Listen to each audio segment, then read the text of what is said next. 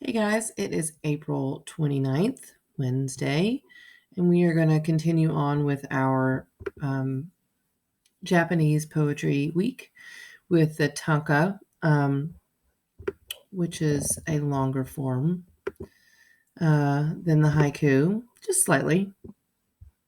So, very briefly, we are going to just talk about the history of this and then give a couple examples, and then you could be on your way to write your own. So the tanka is translated as a short song. So it was originally intended, kind of like the ode, to be sung over music, and I've actually seen it chanted. So it's kind of like a chant.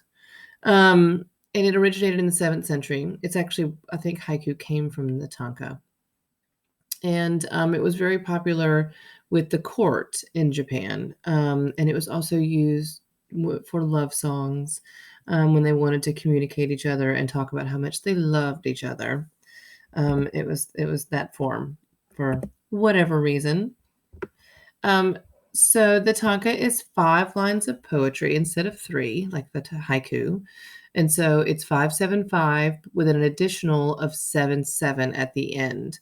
And the syllables are 31 total, and it's very lyrical. And generally, um, they talk about it having a turn in the middle. So, the first 2 or 3 lines, it talks about a certain thing, and then it kind of pivots, and then it has a new direction or a new thought within the middle of it. And like the haiku, this is unrhymed as well. And this, instead of being just nature based and just a snapshot of what we see visually, like a haiku, this is a poem of feelings. So it's a strong emotional poem. They let loose about what they're feeling in this. There's still a lot of natural world within the poem, generally, but they use it to talk about how they feel about things. So it's slightly different as far as like what is the subject matter, right? This first one is probably my favorite, by Tada Chimako. It's called. There's no title. I don't know why I'm saying it's called. The hot water in the abandoned kettle slowly cools, still carrying the resentment of cold water. I love that. And obviously, personification, because the kettle is resentful of putting that, that shock of cold water because it's a hot water instrument. Um, I I just think it's just, it's just clever. I like it. Um, the next one is Onokomachi in the 9th century. And this one doesn't have, actually, both of these, let's see. See how the blossoms that are falling about me. Now, this one does fit it. This one fits it. The first one, Tada's poem, does not fit the 57577, but this one does. They translated it, but they still did it in that syllabic content. See how the blossoms that are falling about me fade after long rain. I'm sorry. I am so sorry. I've been spending so much time outside, which is lovely, but my allergies are just brutal. I'm going to start that over, and I'm terribly sorry to have recorded me sneezing. Oh, okay. See how the blossoms that are falling about me fade after long rain, while quietly as in prayer I have gazed my life away. Um, it's a little bit sad. He talks about gazing his life away. But it's also kind of a quiet poem. It's very lyrical. We said the word lyrical. It has that imagery and the softness of language. It's really nice. It's a nice poem. Um, uh, Masato Shiki from the 19th century. The bucket's water poured out and gone, drop by drop, Dew drips like pearls from the autumn flowers.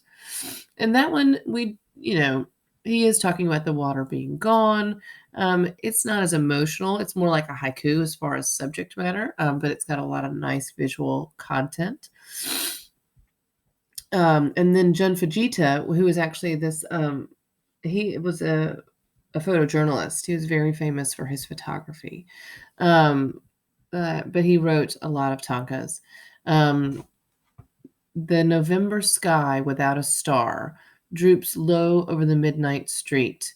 On the pale pavement, cautiously, a leaf moves. And we talk about the show Don't Tell.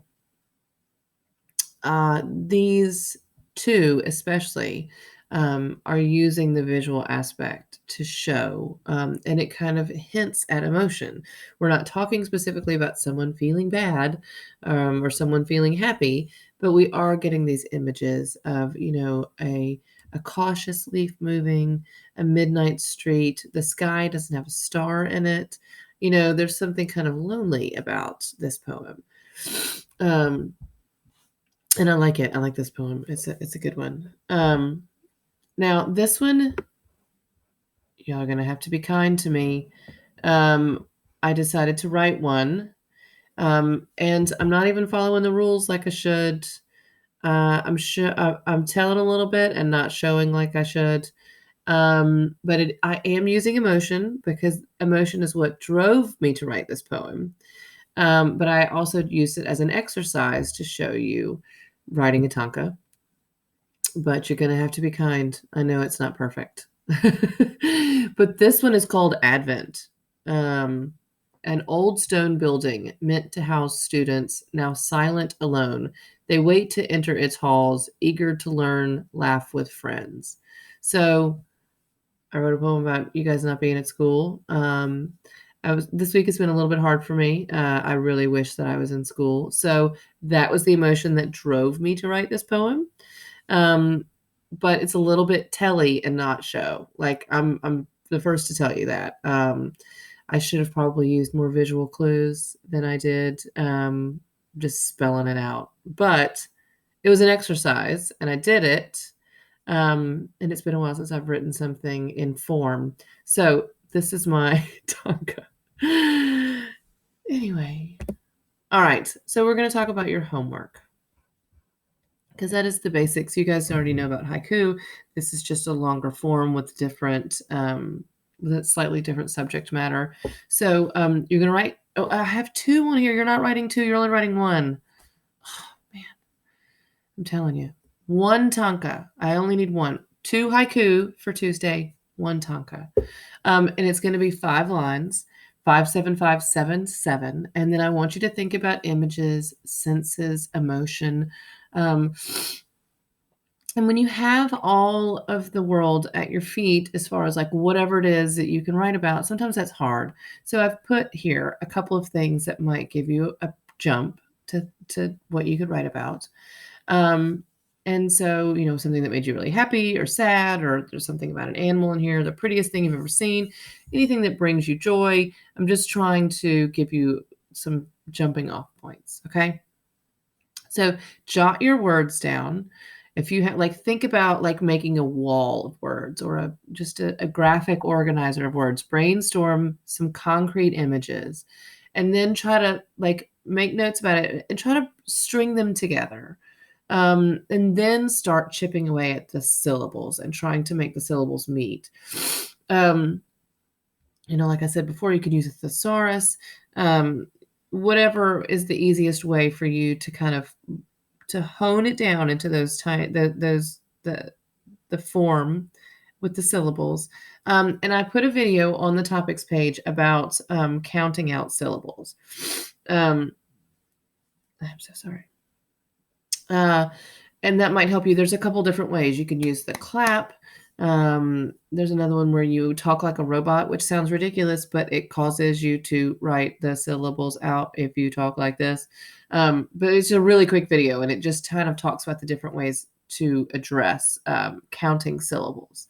And if you need more writing prompts, I have put a whole list of them on the left side of the topic sheet. Um, they're in two places. The first is a list of websites that have writing prompts. One of them you can go to, and it gives you a piece of artwork, and you can respond just to jog something out of you. That website called The Questing Child. It's actually my website that I did when I was in grad school, but it has poetry. I mean, visual arts, music, uh, prompts about your life. You can use that one. You can use. There's another one called Writer Igniter, and I think that's the one that does, like, it shuffles different things, and so it'll give you a plot. It'll be like the word crazy, and then robot, and then something that it's doing, and you come up with the poem or the story. So for any of you that want to free write, these sites are really great for you to just have a jumping off point, whether you're journaling or writing a story or poem. And then underneath that, I also have some writing prompts just for haiku. If you like ones like write one about a holiday, write one about yourself, like a biography, or autobiography. But I put them on there because sometimes when we can do whatever we want, that's really difficult. So it's just to get you started. I also put a haiku diary up there. I don't know if you've ever heard of Jarrett Lerner. He's this amazing, I think he's a middle grade writer, but he does all these wonderful activities. And I just love him. And he did this thing about keeping a haiku diary for the day. And it's so great. And if you are looking for extra haiku practice, it's just a cool thing to do. And there's a little photo of his picture on there of the definite, the directions. So that's all the things to kind of help you get started, whether it's haiku or tanka or writing in your free time, because I know a lot of you guys like to write. Another thing for homework is I've got an extra sheet of tankas, and I just want you to read through it. That's all I need you to do. Just look through it. It'll give you a sense. The greatest inspiration for writing is reading other people's work. It'll just give you further insight into tankas, various tankas, just to let you know about the form. And what I'm going to do, since this week is a little bit different, because we've changed, before we were doing admit slips for our videos, and I had an assignment for every day, and I've tried to whittle it down because, I think that you guys are tired. Even though you're at home, it's really hard to focus. So I've tried to reduce the amount of deliverables to me. But I do have some students who want to do extra work because they are enjoying this. So I have tried to make the topic page full of stuff if you want to challenge yourself. If you're bored, like if you like this stuff, and if you're a poetry geek like me and you wanna learn some more about it, or if you want to do some more writing, I've tried to put some stuff on there for you. So if you guys need anything, please reach out to me. This is what I do, and I'm here to help you. So let me know if there's any way I can do any of that stuff. Okay, so that is it video-wise for me for the week. But write the one tanka, read the sheet of tanka poems, and I will see you video style next week. Okay?